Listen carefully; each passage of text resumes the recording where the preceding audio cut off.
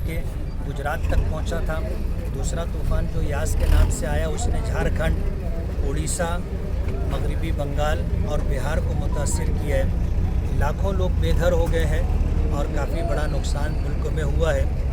अभी जो चक्रवाती तूफ़ान जिसको बोलते हैं और मालेगांव के लोग उसे भवंडर कहते हैं, बारिश हो रही थी और इस भवंडर की जो तूफ़ानी हवा थी वो आकर के इस इमारत से टकराई और उसके बाद ये हादसा हो गया।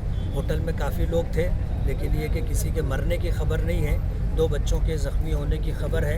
एक बच्चा जो है मालेगांव के अल्फ़ा हॉस्पिटल में है और एक बच्चा जो धुलिया की बारात मालेगांव आई थी, एक बच्चा ज़ख्मी है, उसे धुलिया सिविल हॉस्पिटल में एडमिट किया है। किसी को दोष तो नहीं दिया जा सकता, हादसा ही होता है कि जिसकी किसी को तवक्को और उम्मीद नहीं होती है और वो चीज़ वजूद में आ जाए और जानी या माली नुकसान हो जाए तो उसको हादसा कहा जाता है।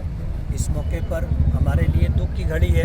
एकता होटल के जो मालिकान हैं, हम उनको जो है पंचनामा और सर्वे हो जाने के बाद सरकार से जो आफत के पेश नज़र इमदाद दी जाती है, मिलती है, वो दिलवाने की कोशिश करेंगे।